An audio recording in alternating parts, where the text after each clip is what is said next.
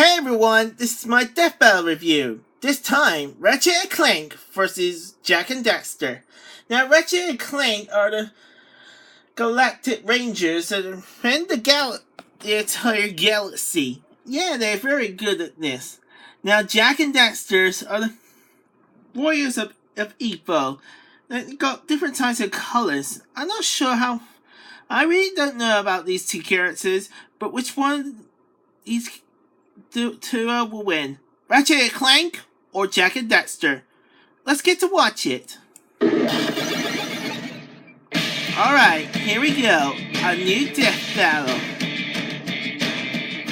Sometimes the most unlikely of friends can become the best of heroes. Ratchet and Clank, the Cosmic Commandos. Yes. And Jak and Daxter, the Masters of Eco. Okay. He's Wes and I'm Boomstick. And it's our job to analyze their weapons, armor, and skills to find out who would win a death battle. Here we go. Ratchet and Clank first. Of chaos. The unstoppable Kragmite Empire wreaked havoc across the galaxy until a race of unlikely heroes fought back. The Lombaxes. Who may be some sort of lemur wombat? Something like that. Whatever they are, they're pretty good at kicking the shit out of Kragmites, and ended up stopping the Empire by banishing them to another dimension. Well, all except one, and boy would that come back to bite him in the ass. Raised as one of their own, the last Kragmite betrayed his foster Lombaxes, raised an army of fish people, and in some sense of cruel ironic justice, banished the entire Lombax race to their own dimension as well. And just as ironically missed one who would prove to be his greatest adversary. Right. This lone Lombax's name was Ratchet, and he spent most of his days stranded on a random planet digging around with mechanical stuff and dreaming of one day exploring the galaxy. So this kitty cat thing scrounged up all the scraps he could find, used his natural gift with machines, and built a spaceship so incredible it would finally take him off this boring planet once and for... Oh! Without an onboard robot ignition system, this hunk of junk would never fly.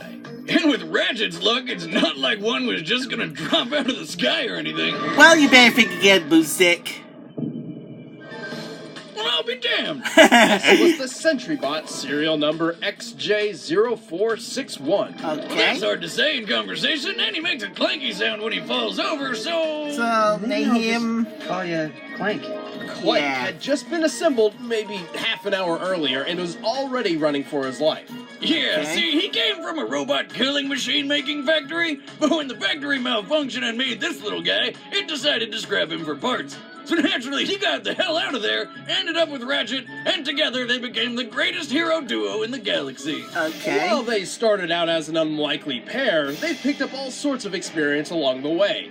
Ratchet has been trained as a commando and is proficient in martial arts, heavy weaponry, survival skills, stealth. Ballroom dancing and origami. And Okay. despite his diminutive size, Clank is an asset in combat as well. All When right. paired with Ratchet, he can act as a personal helicopter or even a jetpack. Also, turns out Clank wasn't a mistake after all. No, he wasn't. He possesses the soul of a Zoni, energy-based creatures with the ability to manipulate time and be immune to time-altering effects. And eventually, these powers manifested in Clank as well. That's right. He's a robo-time wizard. So, Clank, you say gave who you this did thing? this that The time? Zoni. They are little invisible creatures who travel through time. Okay. Oh, right. Both Ratchet and Clank are loaded with nanotech, microscopic machines which instantly repair their bodies after any injury, though their number is limited. But Ratchet and Clank's true strength lies up their arsenal. Oh, Ratchet's Boomstick. packing your usual Solana-style weaponry, from his trusty Omni Wrench to rocket launchers. But the real beauty lies in all his wacky weapons, like the Vortex Cannon, which sucks up tiny enemies and blasts them back out like little flaming meteors. The mini-turret glove can deploy dozens of auto-targeting machine guns, which can destroy tanks. And of course, there's also a disco ball, which forces foes to helplessly dance before them. Remember to invite Ratchet and Clank to the next disco party. Ratchet's gadgetry also includes energy shields, close-range shredder claws, and a variety of drones to assist him in battle. He's even picked up a gun that turns enemies into tiny, adorable sheep. Hang on. We can't forget my all-time favorite. What? The Rhino 5. Part minigun, part rocket launcher. This beauty unleashes a glorious river of death in whatever direction she's facing. All set to Tchaikovsky's 1812 Overture. Okay, that's the I'm honestly toughest surprised you name. know how to say his name. Oh yeah, the dude played my favorite musical instrument. What? The piano? The guitar? No. Cannons. Oh. Oh. Anyway, in their adventures, Ratchet and Clank have done some pretty impressive things. They were skilled enough to win numerous gladiator battles, strong enough to stop the blow of a war grok with nothing but an omni-wrench, fast enough to dodge close-range laser fire, tough enough to survive an explosive shipwreck, and even the vacuum of space. Oh, there we go. However, their ability to survive deadly blows is entirely dependent on their supply of nanotech. If they run out of microbots, the next blow is sure to be fatal. But Ratchet and Clank's greatest strength doesn't come from any outlandish weapon or body-rebuilding nanomachine. It's not? What Rather, is it? It is their unbreakable bond of friendship and teamwork. Wow. Oh, God, that was so friggin' lame. Robots are not so easily fooled. What's over there? What? Jack and Daxter next. Long before the world bred life, it was filled with eco. Left behind by godlike beings called the Precursors, eco came in 6 different types, each possessing a different power. But what became of the Precursors? How did they harness the power of eco? The answers, they say, lie in the destiny of the mischievous teenage boy named Jack.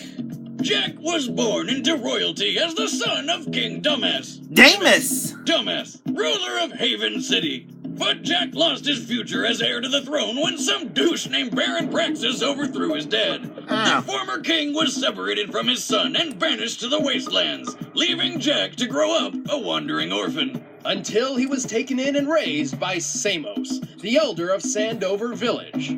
Here, he met his best friend-to-be, Daxter. Oh, I don't know why he would ever want to be friends with a guy that never shuts up. The sage yaps on about the precursors that built this place all the time. Where did they go? Why did they build this crap? Before long, Jack and Daxter became inseparable and did just about all their teenage tomfoolery together. Like stealing a speedboat to explore the forbidden Misty Island. Yeah, turns out it was forbidden for a pretty damn good reason. Whoops. Where did he go? Oh, there he is. Man, that stung! Oh no, he fell into the weasel pool! Well, technically, he fell into a pool of dark eco, which transformed him into an otzel. He looks like a whatever the hell sea that's supposed to otter. Daxter took it pretty well, all things considered. I'm fine. Relax, Daxter.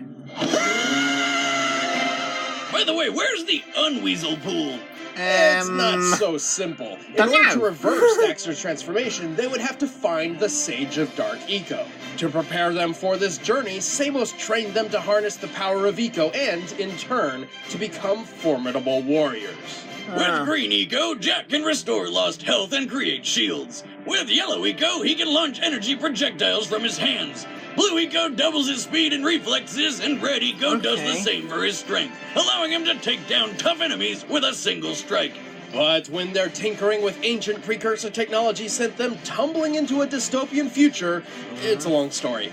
Jack was captured and experimented on by Baron Praxis, who wanted to turn him into a super soldier. Too bad he didn't really know what he was doing, and poor Jack was stuck as his lab rat for 2 straight years, until Daxter finally busted him out. Jack was so happy, he spoke his first words ever. I'm gonna kill Praxis. No, my first words were beer. Now! Unbeknownst to Praxis, while his experiments failed to turn Jack into Captain America, they did grant him the ability to consume Dark Eco and temporarily transform into the mighty Dark Jack. Jack can use Dark Eco for a bunch of powerful projectiles, and he can even triple in size and strength. On top of that, Dark Jack is also completely invulnerable.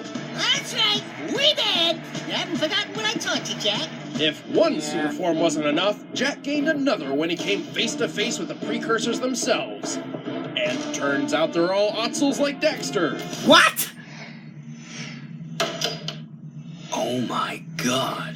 They gave him the ability to consume light eco in order to counterbalance the darkness within. Never guess what they called it. Give up, it's like Jack. In this form, Jack can glide through the air, create a force field, regenerate from wounds, and even freeze time itself.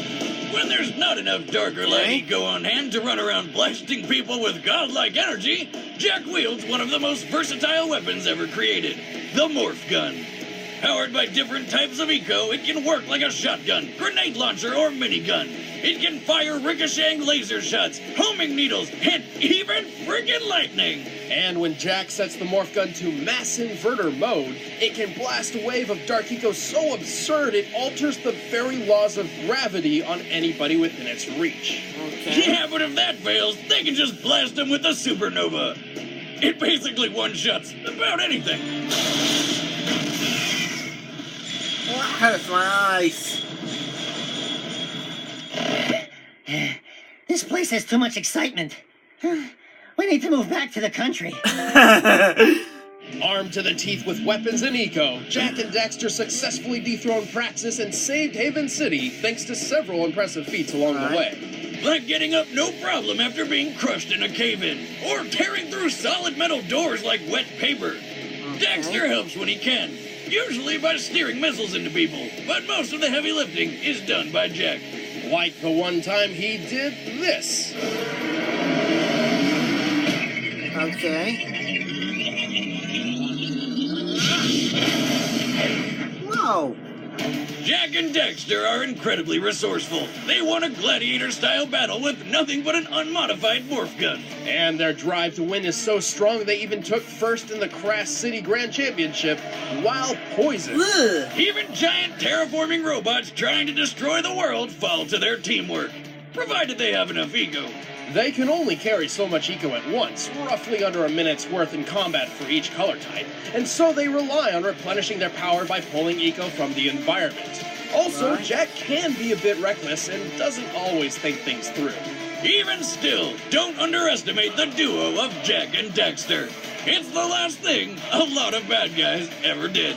Yeah, I agree. Uh-oh.